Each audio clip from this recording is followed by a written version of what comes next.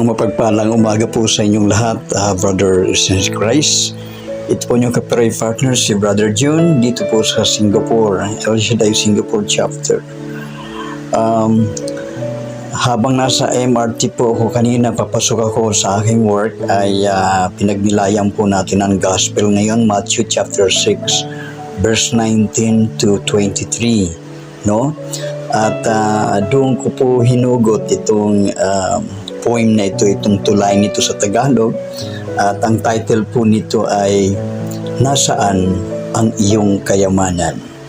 Inspired po ito dito sa Matthew chapter 6 verse 19 to 23. Kung nasaan ang iyong kayamanan, doon din ang puso mo masusumpungan.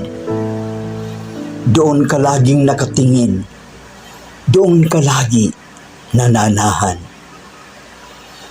Kung ang yaman ng mundo ang siyang iyong laging habol, madaling mawala ang tuwa kapag ito'y naglaho at di na sumibol.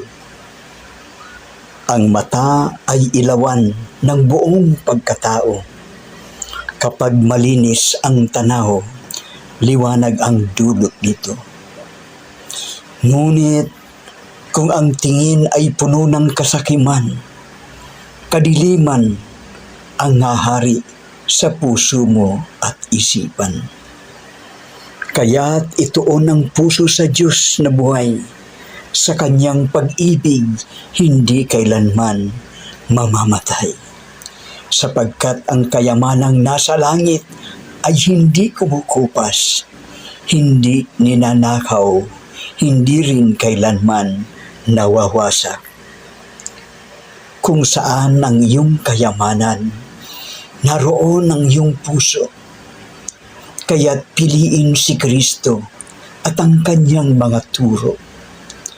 Sa liwanag ng Diyos ay may tunay na kapayapaan at sa kanyang presensya ay may buhay na walang hanggan.